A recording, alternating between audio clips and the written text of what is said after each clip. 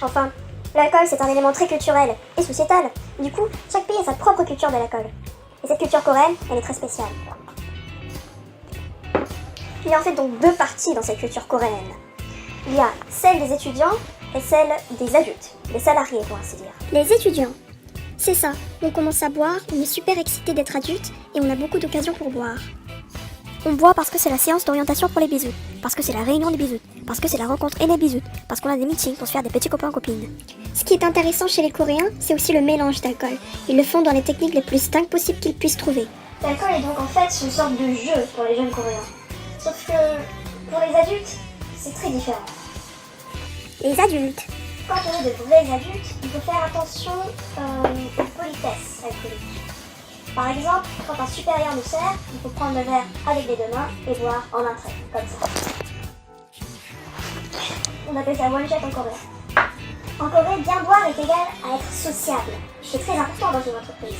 Il y a ce qu'on appelle des réussites, des réunions alcoolisées, où les employés doivent prouver qu'ils sont très sociables.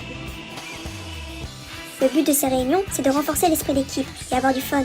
Le problème, c'est que seuls les supérieurs sont heureux de les organiser. Les autres ont plutôt la pression d'être toujours au travail et aussi forcés à boire.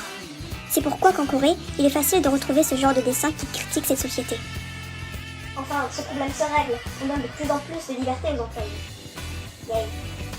Mais en fait, on ne boit pas forcément avec quelqu'un, on boit aussi seul. Et du coup, en Corée, on appelle ça konsul, soit alcool seul. Et on boit seul souvent de diverses raisons. Parce qu'on n'a personne avec qui boire, parce qu'on a connu quelque chose de triste, ou juste parce qu'on aime l'alcool. La Corée du Sud est donc connue pour boire beaucoup, ce qui fait que ce genre de culture s'est développé. Sauf que boire beaucoup veut aussi dire qu'on a beaucoup de tristesse, que la vie ici en Corée n'est pas si facile que ça. Et ça, c'est un peu triste. Bon, on lit le dernier verre. Attends. J'ajoute aussi que l'abus d'alcool, c'est pas bon pour la santé, hein. Ouais, enfin, voilà quoi.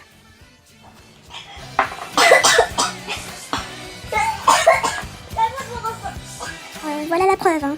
C'est fait exprès, hein. C'est fait exprès. Oui, voilà. Merci.